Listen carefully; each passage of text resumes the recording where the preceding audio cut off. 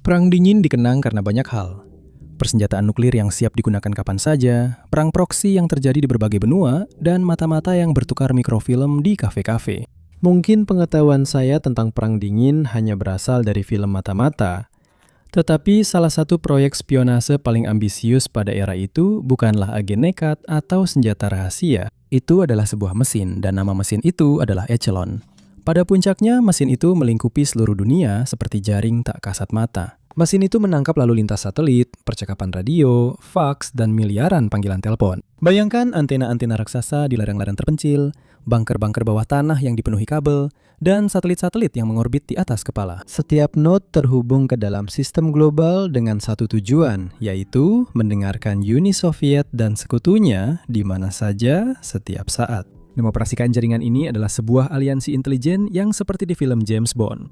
Five Eyes, yaitu Amerika Serikat, Inggris, Kanada, Australia, dan Selandia Baru, menggabungkan sumber daya untuk membangun sistem pengawasan yang diam-diam bertahan melewati Perang Dingin. Sementara publik mengetahui tentang pesawat mata-mata dan agen, program mata-mata ini tetap tersembunyi, disangkal, diabaikan, dan hanya dibicarakan secara diam-diam. Namun bukti-buktinya benar-benar mulai menumpuk. Bocoran, whistleblower, dan akhirnya dokumen Snowden membuatnya menjadi sesuatu yang mustahil untuk diabaikan. Snowden benar-benar menggemparkan. Anda mungkin masih mengingatnya. Begini ceritanya. Proyek itu tidak ditutup ketika Uni Soviet runtuh. Proyek itu berkembang menjadi arsitektur pengawasan yang masih memantau dunia hingga hari ini. Asal-usul Five Eyes. Sekarang, untuk memahami cakupan operasi di sini, kita harus mundur ke Perang Dunia Kedua. Sebelum Perang Dingin, sebelum satelit, sebelum stasiun penyadapan raksasa, ada para pemecah kode yang membungkuk di atas meja-meja yang dipenuhi pesan-pesan yang disadap. Di Inggris, tempat yang paling terkenal adalah Bletchley Park, di mana Alan Turing dan rekan-rekannya berhasil memecahkan mesin Enigma milik Jerman. Di Pasifik, para kriptanalis Amerika berhasil memecahkan kode Angkatan Laut Jepang yang membantu memenangkan pertempuran seperti pertempuran Midway. Keberhasilan awal ini menunjukkan sesuatu yang sangat penting kepada para pemimpin. Intelijen sinyal atau SIGINT bisa menentukan hasil pertempuran dan mengubah jalannya sejarah. Ketika pasukan bergerak menggunakan radio dan armada mengirimkan perintah melalui transmisi nirkabel, menangkap dan memecahkan kode sinyal-sinyal ini seringkali sama pentingnya dengan jumlah senjata dan jumlah tank. Begitu nilai dari komunikasi yang disadap menjadi jelas, mengabaikan data itu sudah bukan pilihan lagi. Inggris dan Amerika Serikat segera menyadari bahwa kerjasama mereka meningkatkan efektivitas mereka berkali-kali lipat. Dengan berbagi lalu lintas yang disadap dan membagi tugas menjadi bagian-bagian yang lebih mudah dikelola, kedua belah pihak dapat menangani cakupan yang lebih luas. Kanada, Australia, dan Selandia Baru juga ikut bergabung, menambahkan pos penyadapan dan keahlian mereka. Bahkan sebelum perang berakhir, dasar-dasar kemitraan yang langgeng sudah mulai terbentuk. Pada tahun 1946, kerjasama itu diformalkan dengan perjanjian UKUSA. Di atas kertas, ini hanyalah fakta intelijen sederhana. Namun pada kenyataannya, ini adalah kerangka kerja yang mengikat badan penyadapan dari 5 negara menjadi satu mesin. Government Communications Headquarters Inggris atau GCHQ berdiri bersama National Security Agency Amerika atau NSA. Kanada berkontribusi melalui cabang komunikasi dari Dewan Riset Nasional yang kemudian menjadi CSI. Australia dan Selandia Baru menambahkan fasilitas yang dapat menjangkau langit selatan dan perairan Pasifik. Dan waktu benar-benar sangat penting. Pada tahun 1946, perang melawan Jerman dan Jepang sudah berakhir, tetapi lawan baru telah mengambil peran sebagai ancaman eksistensial, yaitu Uni Soviet. Tirai besi sedang turun di seluruh Eropa. Pasukan Stalin sudah berakar kuat dan penelitian nuklir berkembang pesat. Para pemimpin Barat menyimpulkan bahwa mengalahkan ancaman Soviet akan membutuhkan mata dan telinga di setiap medan operasi yang mungkin. Diplomasi tradisional dan tentara biasa sudah tidak cukup lagi. Mereka membutuhkan sistem permanen yang mampu memantau setiap sinyal yang dikirimkan Soviet ke udara. Aliansi Five Eyes. Nah, itulah yang kemudian menjadi sistem tersebut. Ini bukanlah klub seremonial atau fakta simbolis. Ini adalah kerangka kerja yang aktif, di mana tugas memecahkan kode, pesan yang disadap, dan tugas analisis dibagi dan dipertukarkan setiap hari. Setiap negara membangun stasiun, menyadap lalu lintas, dan mengirimkannya ke dalam kumpulan bersama. Kerjasama itu memungkinkan mereka untuk mencakup hampir seluruh planet. Menjelang akhir tahun 1940-an, semuanya telah siap. Kemitraan masa perang telah berubah menjadi aliansi permanen, dan Uni Soviet menjadi target baru. Negara-negara Five Eyes memiliki letak geografis, teknologi, dan tekad untuk mencoba sesuatu yang luar biasa. Penciptaan sebuah mesin pengawasan yang belum pernah ada sebelumnya dalam sejarah manusia. Echelon akan tumbuh langsung dari struktur ini, tetapi akarnya berasal dari sini, di tengah abu Perang Dunia dan awal dari ketegangan global yang baru. Kelahiran Echelon. Jadi pada pertengahan tahun 1960-an, Inggris dan Amerika Serikat sudah memiliki pengalaman puluhan tahun dalam berbagi komunikasi yang disadap. Kemitraan mereka telah melewati satu perang dunia dan sekarang menghadapi ketegangan panjang dengan Uni Soviet. Para pemimpin intelijen di kedua negara menyadari adanya masalah yang semakin berkembang. Banjir informasi yang sangat besar yang bergerak melalui satelit dan saluran radio benar-benar mustahil untuk dipantau dengan metode yang ada. Tim analis yang dipilih secara khusus tidak mungkin bisa mengikuti jutaan sinyal yang beredar di seluruh dunia setiap hari. NSA Amerika dan GCHQ Inggris memutuskan untuk menanganinya. Mereka meluncurkan upaya bersama untuk menciptakan sistem yang tidak hanya dapat menangkap sinyal dalam skala besar, tetapi juga memfilternya secara otomatis. Pada dasarnya, mereka ingin menggantikan penyadapan manual yang tersebar dengan kerangka kerja terintegrasi yang dapat menyedot lalu lintas komunikasi di seluruh dunia. Menjelang akhir tahun 60-an, fondasi teknis dari ide ini mulai terbentuk. Program resminya hadir pada tahun 1971 di bawah nama Sandi Payung Frosting. Di dalam upaya yang lebih luas ini, terdapat cabang baru yang dikenal sebagai Echelon. Awalnya cabang ini berfokus pada target yang sangat spesifik. Komunikasi satelit meningkat pesat dalam jumlah, membawa lalu lintas diplomatik, perintah militer, dan data komersial. Menangkap dan menyaring transmisi-transmisi tersebut menjadi inti dari misi proyek ini. Kabel diplomatik Soviet, sinyal radar, dan komunikasi militer strategis menjadi prioritas tertinggi. Namun setelah sistem itu terpasang, sistem tersebut mulai menghimpun jauh lebih banyak lagi. Yang membuat Echelon berbeda sebenarnya bukan pada penyadapannya itu sendiri. Badan intelijen telah mendengarkan percakapan radio selama beberapa dekade pada saat itu. Yang membedakan proyek ini adalah otomatisasinya dan jangkauannya yang berskala global. Jadi jaringan ini menghubungkan berbagai pos penyadapan di beberapa benua dan menggunakan kamus komputer berisi kata kunci untuk menandai pesan-pesan yang layak dianalisis. Alih-alih analis memilah-milah tumpukan percakapan satu persatu, sistem ini yang melakukan pekerjaan berat, mengarahkan mereka ke komunikasi yang sesuai dengan kriteria tertentu. Menempatkan Echelon dalam konteks persaingan intelijen era Perang Dingin yang lebih luas, membantu menjelaskan pentingnya sistem ini. Pada saat itu, Amerika Serikat menerbangkan pesawat mata-mata U-2 di atas wilayah Soviet, memotret silo rudal dan pangkalan udara. Setelah salah satu pesawat itu ditembak jatuh pada tahun 1960, satelit menjadi sarana pemintaian utama. Program Corona meluncurkan serangkaian satelit mata-mata yang mengembalikan kapsul film yang dijatuhkan dari orbit.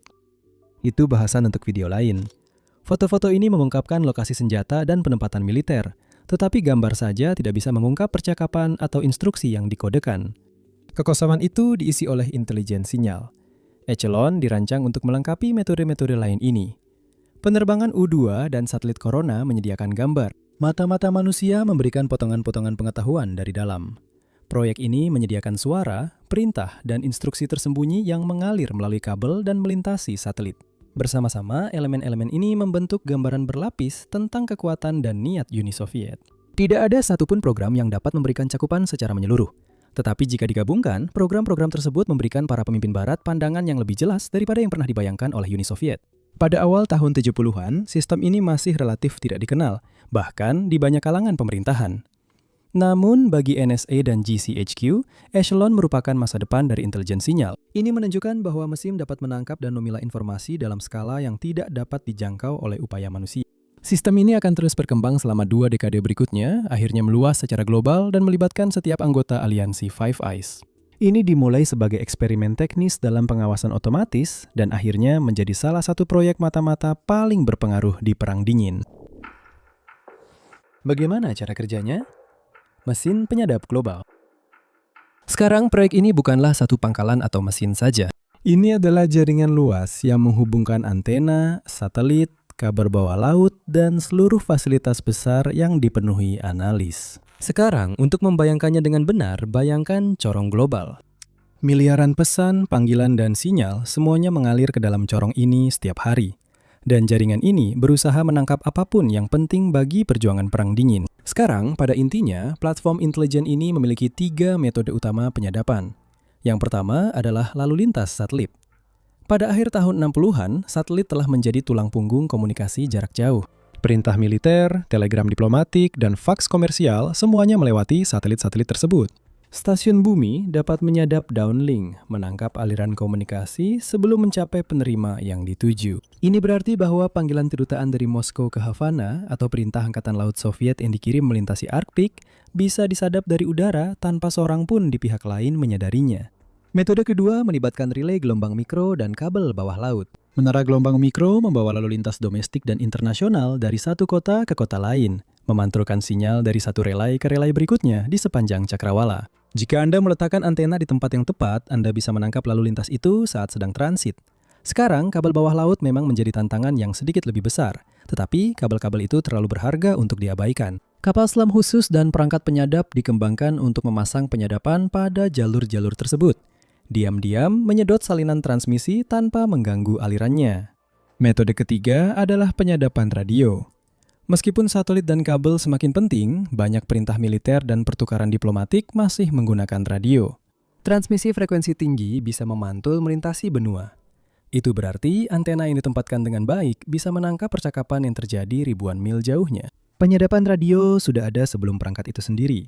Tetapi dalam sistem ini, penyadapan radio dimasukkan ke dalam jaringan yang lebih besar dan diperlakukan sebagai satu aliran masukan berharga lainnya. Menangkap sinyal hanyalah setengah dari masalahnya.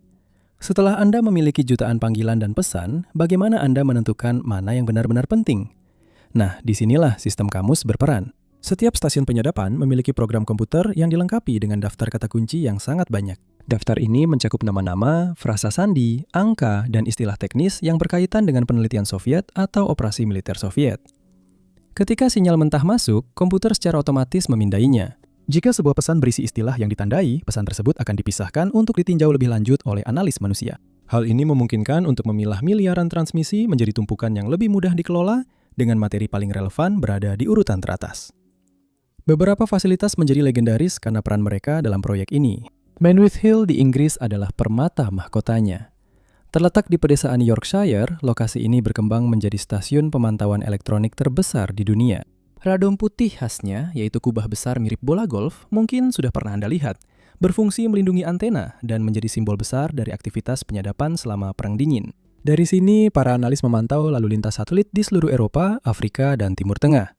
Di Australia, Pine Gap yang kalau tidak salah sudah kami bahas dalam satu video tersendiri, dan kalau belum ada, videonya akan segera keluar karena saya sudah pasti merekamnya. Lokasinya berada di pedalaman terpencil dan pangkalan itu memungkinkan pemantauan sinyal dari Asia dan Pasifik.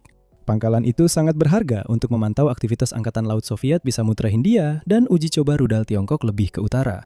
Lokasinya yang terpencil memberikan kerahasiaan, sementara letak geografisnya memberikan cakupan yang tidak bisa diberikan oleh stasiun di utara manapun. Selandia Baru berkontribusi melalui fasilitas YPO miliknya. Meskipun skala lebih kecil, fasilitas itu menyediakan pos penyadapan di seluruh Pasifik Selatan yang mengirimkan data ke dalam sistem bersama. Di Amerika Serikat, stasiun riset Yakima di negara bagian Washington berfokus pada penyadapan satelit, mencakup lalu lintas yang melintasi Pasifik. Fasilitas Bude milik Inggris di Cornwall menyadap kabel bawah laut, memberikan akses ke beberapa komunikasi transatlantik paling bernilai tinggi. Sekarang, salah satu pos penyadapan paling aneh berdiri di Tevelsberg, yaitu sebuah bukit buatan dari puing-puing yang dibangun dari reruntuhan Berlin yang dibom. Di atas gundukan ini, agen-agen barat membangun antena dan redom yang diarahkan langsung ke sinyal Soviet dan Jerman Timur. Tevelsberg menangkap transmisi militer Pakta Warsawa tepat di seberang tirai besi. Lokasinya menjadikannya salah satu pos penyadapan paling berharga sepanjang Perang Dingin. Namun semua fasilitas ini mengirimkan hasil tangkapannya kembali ke jaringan Echelon. Hasilnya sangat mencengangkan. Setiap hari miliaran pesan disadap. Dari jumlah itu, hanya sebagian kecil yang pernah dilihat oleh mata manusia. Tetapi, sebagian kecil itu berisi tepat jenis materi yang diinginkan para pemimpin. Hasil uji coba rudal, perintah patroli kapal selam, telegram diplomatik kedutaan, dan instruksi militer. Sistem kamus itu memang tidak menjamin kesempurnaan. Tapi itu membuat perbedaan antara tenggelam dalam kebisingan dan benar-benar mendapatkan intelijen dari banjir informasi. Mengubah sinyal mentah menjadi intelijen yang dapat ditindaklanjuti membutuhkan tahap kerja tambahan. Para analis akan mencocokkan komunikasi yang disadap dengan citra satelit, laporan mata-mata, dan materi sumber terbuka. Uji coba radar Soviet yang terdeteksi di satu lokasi bisa dikaitkan dengan foto satelit dari area uji coba tersebut. Perintah patroli kapal selam bisa dibandingkan dengan deteksi akustik di Atlantik. Echelon tidak pernah dimaksudkan untuk berdiri sendiri. Itu adalah bagian dari teka-teki yang jauh lebih besar. melengkapi suara dan instruksi untuk mendukung mata di langit dan mata-mata di darat. Skala operasi yang sangat besar ini benar-benar sulit untuk dibayangkan. Miliaran transmisi dipindai dan disaring setiap hari di seluruh benua dan lautan. Menurut perkiraan kami, tidak ada tenaga kerja manusia yang bisa menangani jumlah data sebanyak itu tanpa penyaringan otomatis. Untuk pertama kalinya dalam sejarah, intelijen sinyal terjadi dalam skala industri. Sekarang, Uni Soviet memiliki jaringan pengawasan sendiri, tetapi tidak ada satupun yang mendekati ukuran dan jangkauan echelon. Pada tahun 80-an, sistem ini beroperasi pada kapasitas penuh. Antena di 5 benua mendengarkan komunikasi Soviet secara real-time. Pesan-pesan yang sebelumnya membutuhkan waktu berminggu-minggu untuk dipecahkan, sekarang dapat ditandai secara instan oleh mesin. Analis dapat merespons dengan cepat terhadap peluncuran rudal, pergerakan pasukan, atau perintah diplomatik. Platform intelijen itu telah menjadi bukan hanya sistem penyadapan, tetapi juga sistem saraf pusat bagi intelijen perang dingin. Hal itu memberi aliansi Five Eyes kemampuan untuk melihat dan mendengar Uni Soviet dengan cara yang bahkan sulit dibayangkan oleh orang di luar komunitas intelijen. Di dalam permainan mata-mata perang dingin, Echelon menyediakan jauh lebih dari sekedar data mentah. Echelon menjadi kekuatan strategis di dalam perang dingin, memberikan gambaran tentang rencana militer Soviet, manuver diplomatik, ambisi teknologi, dan percakapan rahasia. Para analis di NSA, GCHQ, dan pusat-pusat sekutu menggabungkan intelijen sinyal dengan sumber lain untuk memantau segala macam hal. Salah satu prioritas utama proyek ini adalah pelacakan rudal. Dengan mencegat telemetri dan komunikasi di sekitar lokasi peluncuran, para analis dapat menentukan jenis rudal, lintasan, dan kesiapan. Sebuah pos penyadapan di Turki, misalnya, memantau uji peluncuran dari Kapustin Yar, sebuah fasilitas roket utama Uni Soviet. Intelijen tersebut berkontribusi pada sistem peringatan dini dan menjadi dasar pengambilan keputusan Barat mengenai penangkalan dan postur kekuatan. Pemantauan pergerakan kapal selam adalah bidang lain di mana Echelon menawarkan keunggulan yang sangat penting. Angkatan Laut AS Serikat menggunakan sistem pemantauan akustik bawah air untuk mendeteksi kapal selam Soviet, tetapi komunikasi yang disadap memastikan rute patroli dan waktu misi. Pada tahun 1987, Uni Soviet meluncurkan Operasi Otrina, mengirimkan kapal selam kelas Victor III ke Atlantik dalam upaya menghindari jalur pengawasan NATO. Sinyal yang disadap dan analisis pendukung mengungkapkan pergerakan kapal selam tersebut, sehingga upaya kejutan berubah menjadi manuver yang sangat diantisipasi. Pengawasan politik tentu saja sama pentingnya. Echelon menyadap kabel diplomatik, termasuk kabel antara Kremlin dan kedutaan asing, serta transmisi internal yang mengungkapkan arah kebijakan. Penyadapan ini memberikan pemerintah Barat bukan hanya petunjuk strategi, tetapi juga wawasan langsung tentang perencanaan dan niat Soviet. Dengan menyadap kedutaan di luar negeri, para analis seringkali dapat memprediksi posisi Soviet sebelum diumumkan ke publik. Spionase ekonomi dan teknologi juga menjadi bagian dari misi tersebut. Pemantauan komunikasi melibatkan lembaga penelitian atau perusahaan milik negara yang memberikan petunjuk tentang kemajuan Soviet di bidang aeronautika, komputasi, dan produksi energi. Laporan tentang proyek baru atau alokasi sumber daya ditandai oleh detektor kata kunci, memberikan peringatan dini kepada analis tentang ancaman persaingan. Perusahaan-perusahaan Barat juga mendapat manfaat secara tidak langsung karena pemerintah dapat mengantisipasi prioritas Soviet dalam bidang sains dan industri. Sekarang, unsur manusia tentu saja tetap penting karena analis dan ahli bahasa memberikan konteks pada setiap intelijen mentah, menelusuri pola, dan membandingkan frasa yang disadap dengan peristiwa yang sudah diketahui. Pemecah sandi menguraikan komunikasi terenkripsi yang telah ditandai oleh mesin. Detektif sesekali mengonfirmasi interpretasi, memastikan bahwa sebuah frasa sandi berarti pengiriman senjata atau posisi diplomatik. Tanpa unsur manusia, Echelon hanya akan tetap menjadi mesin yang bising tanpa pemahaman yang sesungguhnya. Jadi, mari kita lihat beberapa momen nyata Perang Dingin, karena ini benar-benar menggambarkan kekuatan jaringan ini. Selama krisis rudal Kuba, intersepsi komunikasi Soviet memberikan konfirmasi tambahan tentang penempatan rudal di Kuba. Sementara foto-foto dari pesawat mata-mata menangkap peralatan militernya, sinyal yang disadap mengungkapkan diskusi, instruksi, dan reaksi di dalam infrastruktur komando Soviet. Peran Echelon mungkin bukan yang utama, tetapi sistem ini memberikan potongan-potongan teka-teki yang membentuk respons Presiden Kennedy. Contoh lain melibatkan kapal selam Soviet K-129 yang tenggelam di Pasifik pada tahun 1968. Meskipun sebagian besar cerita berpusat pada upaya CIA untuk mengambil bangkai kapal tersebut, komunikasi yang disadap dan sinyal akustik memainkan peran utama dalam menemukan perkiraan lokasi kapal itu berada. Echelon berkontribusi dengan menangkap transmisi panik Angkatan Laut Soviet yang membantu mengungkap tingkat urgensi dan besarnya kerugian besar ini. Sekarang, di semua contoh ini, sistem tersebut beroperasi dalam skala besar. Di sepanjang Perang Dingin, Echelon memberi keunggulan. Ini meningkatkan kesadaran Barat terhadap tindakan Soviet, mulai dari uji coba rudal hingga negosiasi diplomatik. Ini tidak menggantikan agen manusia atau satelit, tetapi melengkapinya. Kekuatan sejatinya terletak pada kemampuannya mengubah sinyal tak terlihat menjadi intelijen yang dapat ditindaklanjuti, membentuk keputusan di tingkat tertinggi. Sekarang, retakan pertama di tembok kerahasiaan Echelon muncul pada tahun 1971. Perry Fellwick, mantan analis NSA, memilih untuk tampil di depan umum dengan nama Winslow Peck. Dalam sebuah wawancara dengan majalah Ramparts, dia mengungkapkan bahwa Amerika Serikat mengoperasikan jaringan besar dengan bantuan negara-negara sekutu. Dia menggambarkan kemitraan Inggris-Amerika Serikat dalam penyadapan komunikasi global, yang hingga saat itu hampir tidak diketahui oleh publik. Bagi banyak pembaca, itu adalah pertama kalinya mereka bahkan mendengar tentang NSA. Kata-katanya memicu kekhawatiran, dan hal itu membantu mendorong para pembuat undang-undang untuk mulai mempertanyakan seberapa besar kekuasaan tanpa pengawasan yang telah diberikan kepada badan-badan intelijen. Dan kemudian topik tersebut menghilang dari pembahasan utama sampai tahun 1988. Ketika jurnalis Inggris Duncan Campbell menerbitkan sebuah artikel di New Statesman berjudul Somebody's Listening. Campbell memaparkan bukti bahwa Echelon memang ada sebagai bagian dari struktur intelijen Five Eyes. Dia berpendapat bahwa sistem itu digunakan tidak hanya untuk pengawasan militer, tetapi juga untuk keuntungan ekonomi, dengan menyarankan bahwa perusahaan dan industri bisa menjadi target melalui intelijen sinyal. Klaim ini memicu perdebatan di Eropa dan Amerika Serikat tentang apakah aliansi tersebut telah menyimpang jauh dari keamanan nasional dan masuk ke ranah kepentingan komersial. Pada pertengahan tahun 90-an, seorang jurnalis lain membawa pengungkapan ini lebih jauh lagi.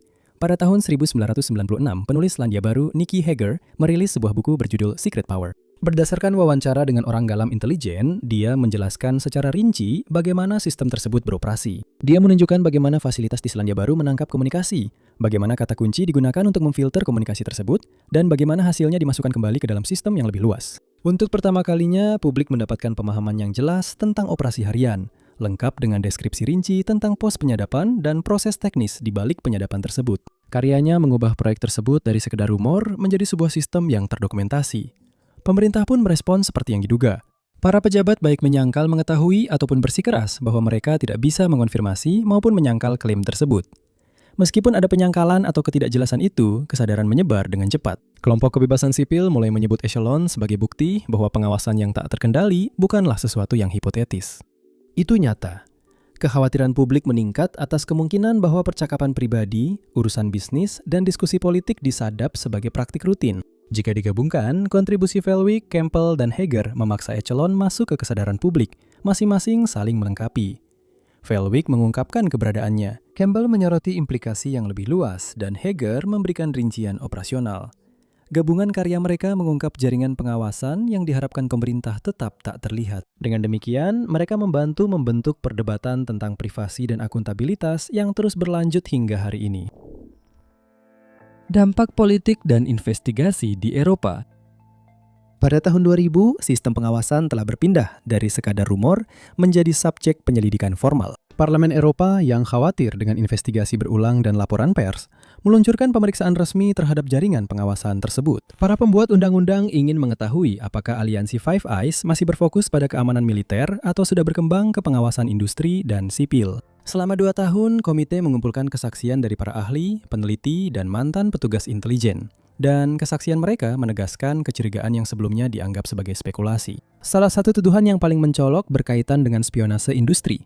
Muncul tuduhan bahwa komunikasi yang disadap dari perusahaan-perusahaan Eropa diberikan kepada pesaing mereka di Amerika. Airbus, pemimpin dirgantara Eropa, dikatakan menjadi sasaran, dan komunikasinya diduga digunakan untuk menguntungkan Boeing selama negosiasi kontrak.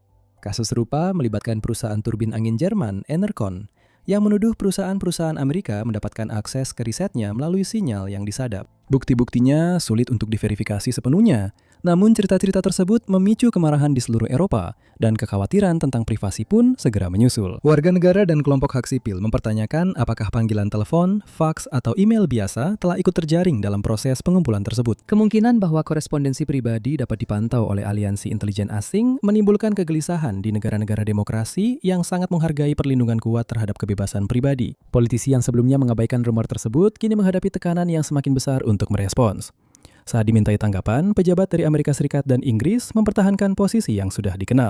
Kami tidak dapat mengonfirmasi atau menyangkal. Rumusan ini menghindari baik pengakuan maupun penyangkalan. Para anggota Parlemen Eropa menafsirkan respon tersebut sebagai pengelakan yang justru semakin memperdalam kecurigaan. Laporan akhir parlemen menyimpulkan bahwa proyek tersebut memang ada dan perlindungan privasi tidak memadai, serta konsekuensinya langsung terasa. Echelon tidak bisa lagi dianggap sebagai teori konspirasi. Sekarang, sistem itu diperlakukan sebagai sistem aktif dengan jangkauan ke seluruh dunia. Penyelidikan di Eropa mengubah isu pengawasan dari masalah pinggiran menjadi topik perdebatan parlemen dan kontroversi publik. Kekhawatiran tentang privasi, perdagangan, dan kedaulatan menjadi bagian penting dalam diskusi politik. Dan perdebatan yang mereka timbulkan akan terus berlanjut lama setelah penyelidikan berakhir. Warisan Snowden. Lalu pada tahun 2013, pengungkapan Edward Snowden menegaskan apa yang telah diklaim oleh para jurnalis dan pelapor pelanggaran selama beberapa dekade. Dokumen-dokumen yang ia ungkapkan membuktikan bahwa Echelon memang nyata, dan yang lebih penting lagi, bahwa sistem itu tidak pernah hilang. Alih-alih menghilang bersama Uni Soviet, sistem tersebut justru beradaptasi dan berkembang. Bocoran tersebut menunjukkan bahwa pengawasan global tidak melambat, melainkan semakin cepat, didorong oleh kerjasama antara NSA, GCHQ, dan anggota Five Eyes lainnya. Dokumen Snowden mengungkapkan program-program seperti PRISM, Tempora, dan X-Keyscore.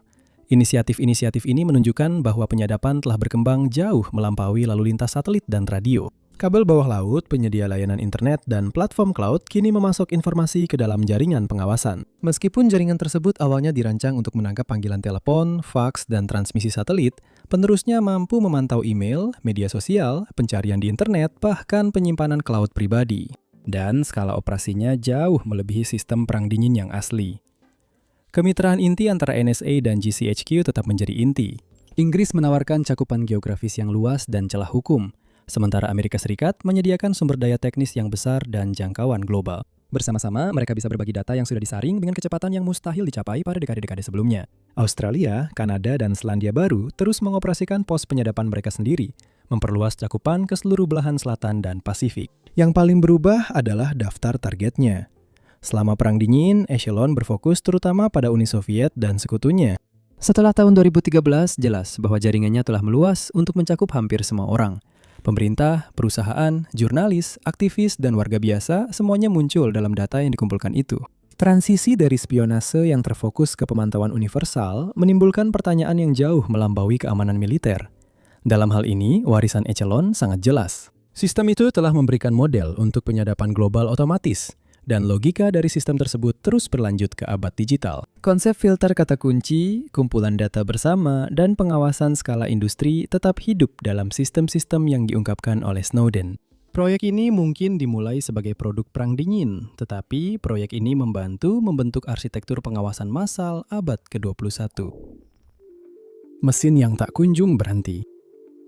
Echelon layak diakui sebagai keajaiban teknologi sekaligus kisah yang menjadi peringatan. Ini mewakili besarnya ambisi yang mendefinisikan Perang Dingin ketika para pemimpin percaya bahwa kelangsungan hidup bergantung pada mencegat setiap sinyal yang mungkin. Desakan dari persaingan itu memberi kebebasan kepada badan-badan intelijen untuk membangun mesin pengawasan dengan ukuran yang belum pernah terjadi sebelumnya. Namun, sistem itu tidak tetap terbatas pada persaingan tersebut.